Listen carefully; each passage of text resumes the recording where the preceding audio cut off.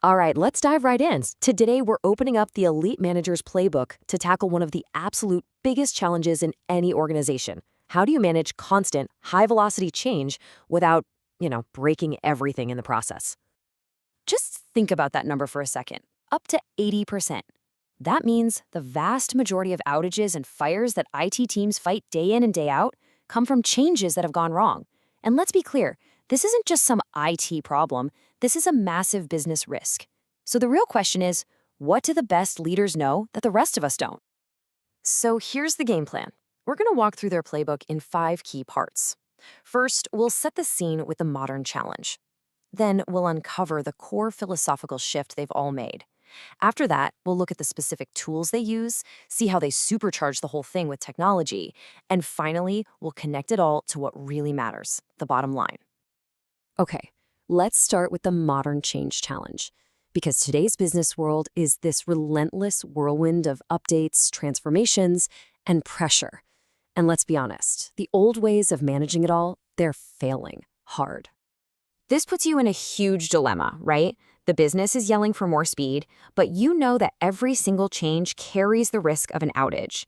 It kind of feels like trying to change the engine on a 747 while it's in mid-flight. Sounds impossible, doesn't it?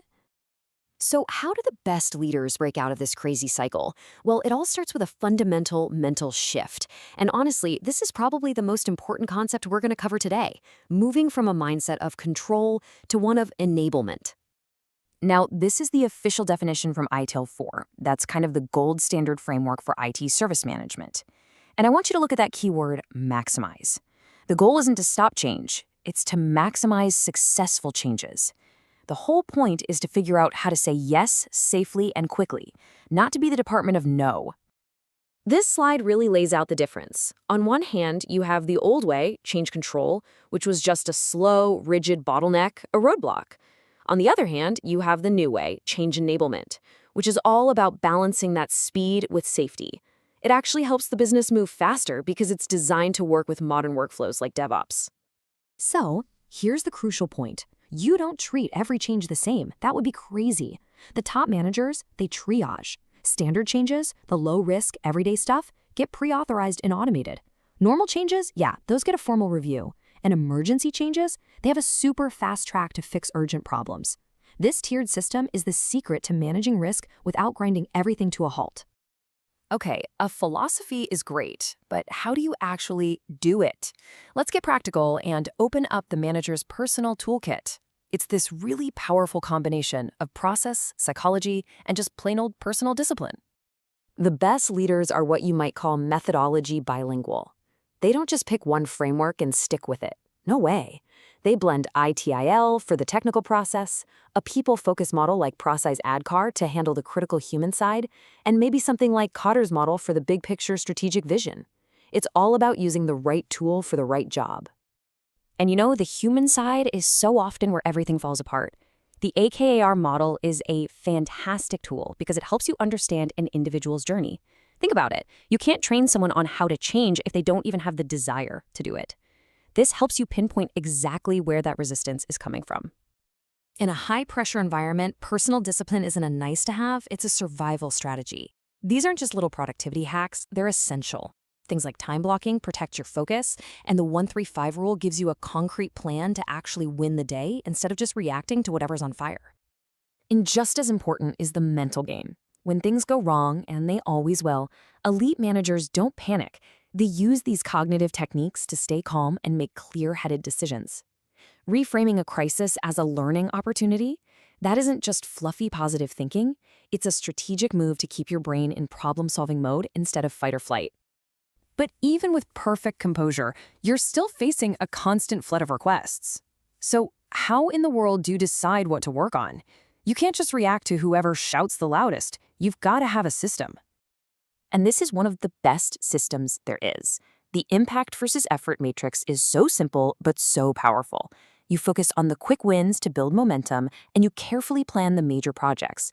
But maybe most importantly, it gives you a clear, data-driven reason to say no, or at least not now, to those tasks in that bottom right corner that just drain your resources for very little reward. All right, now let's talk about the force multiplier, the thing that lets you do all of this at scale, Technology. The philosophy and the toolkit are absolutely essential, but modern platforms are what allow you to execute with some serious speed and intelligence.